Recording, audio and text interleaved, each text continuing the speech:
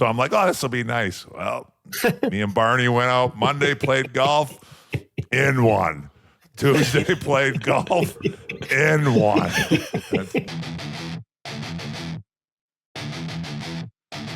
Clearing the crease. Oh. Clearing the crease. Aye, aye,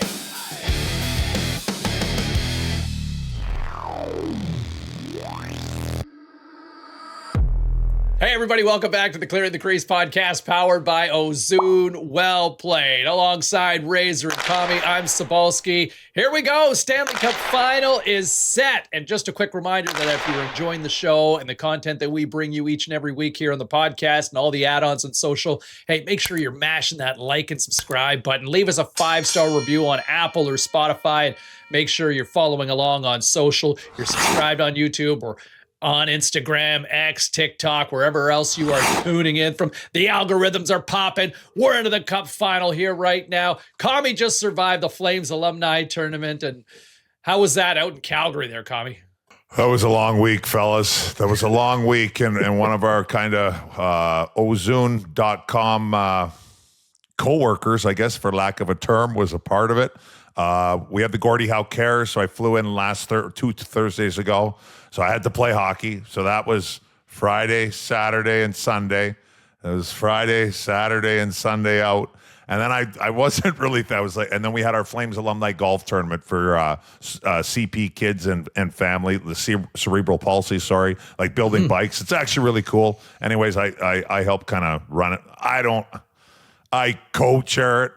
The honest truth is Robin Regier runs that, and if it wasn't for Robin Regier, there'd be no tournament. I mean, I've been missing in action for like 2 years down in Arizona, but no, it was great. Had a good weekend, raised a bunch of money for the Gordie Howe Cares. I think it was like 1.8 million, which wow, yeah, that's pretty crazy. And then I thought I was going to have, like Monday, Tuesday, nice and easy. Let's play a couple rounds of golf. Yeah. Matthew Barnaby's like, he wanted to play some golf. So I'm like, he stayed a couple extra days. So I'm like, okay. I booked a round at this Earl Grey where I'm a member. I haven't seen the golf course in 3 years. So I'm like, oh, this will be nice. Well, me and Barney went out Monday, played golf, in one. Tuesday played golf, in one. Wednesday, I finally got, we flew Chuck Kobasu in for the, as Flames alumni. I try and bring somebody in every year.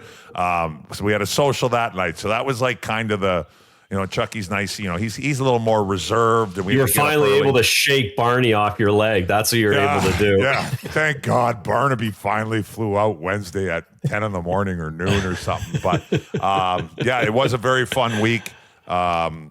It was a great time. I think everybody kind of raised a lot of money. It was great to see a lot of people, caught up with the parents a little bit, heard all about my mom's trip there, the girls' trip. That was the first time I'd seen her in a while. It was a good your time. dad actually had a home-cooked meal finally. There was, yeah. You had a clean T-shirt on? I had a clean T-shirt on, and when I stayed at my parents' place Monday and Tuesday, I opened up the fridge, and it was back to normal. There was some home-cooked food in there. When I was hungry, when I come home, there was a little bit to eat if I wanted to. So things are all good at the Commodore household now. They're back to normal. Razor, I guess we should remind anybody who missed a recent episode, go to our archives, check out the last 3 weeks, and if you can fully understand the Commodore household dynamic 100%. with Mr. and Mrs. Commodore. Yes. Fully understand the full fridge and whatnot. Yes. Razor, we had a great time this week too. We caught up with the Clearing the Crease podcast poker tournament, and you were moving and shaking for a bit. I hung in there this time. I was at the end of the table. I think I got to top 18, and I had a lot of chips too, and a couple bad beats, and then no discipline. So hopefully whoever won with my chips. That would be nice. But yeah, I'm glad I have a family and have lots of things to do, because that online poker thing is easy to do and really fun and could be a problem for me. So I really enjoy getting on there. I also try to put in the back of my head that I don't have time to really do it, because it's a blast at Ozoon.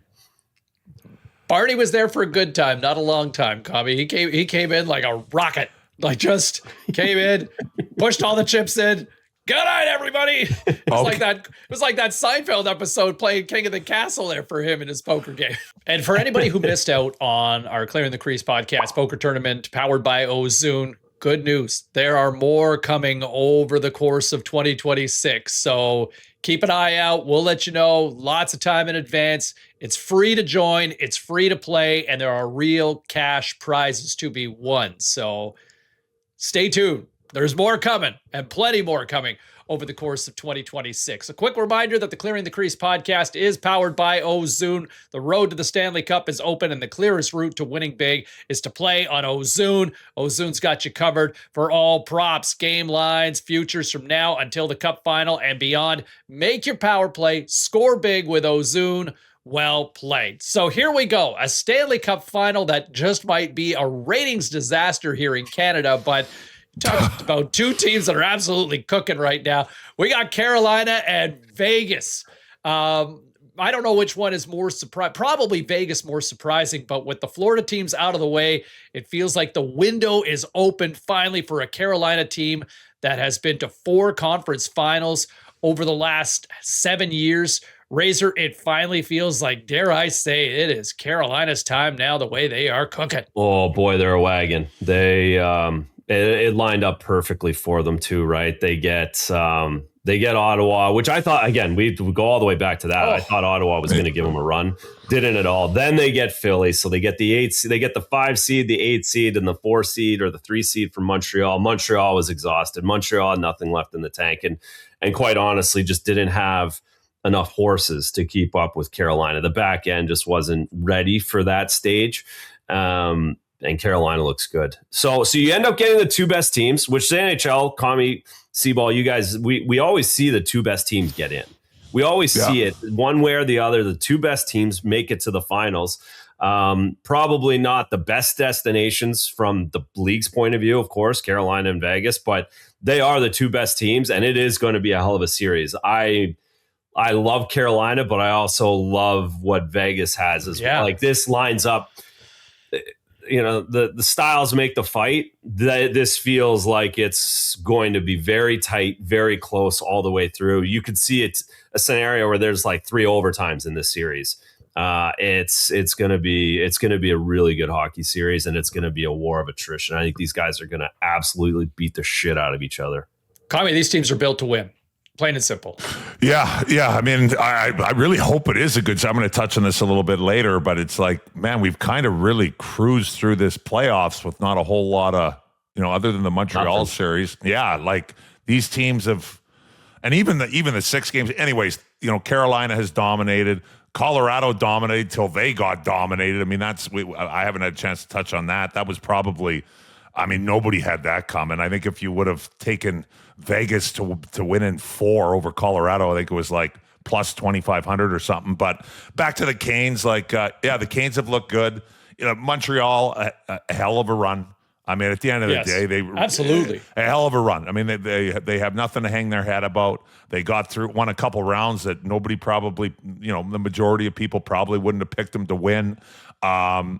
They got everybody excited in Montreal. I mean, it was awesome to watch. I mean, those were the 2 fun series. But yeah, I mean, you just run in. I mean, other than the Canes were on vacation for 2 weeks, and for the first half of the game 1, they probably had their head still on the golf course. After they shook the golf course off, I mean, they dominated. Like Montreal couldn't even really get shots, and Carolina took it to them. So I'm happy for Carolina. I'm happy for the organization. I'm happy for all of them, but especially happy for the guys I know there.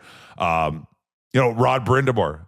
Yeah, Rod the Bod would be number 1. Like it was on, popped up there yesterday. He's been a part of either a player or a head coach. He's been part of 98 of the 100 wins for Carolina, which that's insane. And you know what? It is insane. And you know what? When they won last night, and I've thought about it a little bit before. And this is the selfish part of me. I'm biased towards Rod, but it's like, hey, they don't want to let you in at in the Hall of Fame as a player. Well, why don't you just make it in as a coach then? Because he is off to a great start. So I'm really happy for Rod, and I know he really, really cares. When I've been around there and around the team, and when you listen to him speak, and there's odd clips and stuff where you hear him talk, I know he's he's really, really happy for the players in the room, and he really, really wants, what we did in '06 and kind of, we've kept in touch over the years, and that's what kind of happens a little bit when you win. He really, really wants that for the players in the room that are there currently. So I'm happy for him.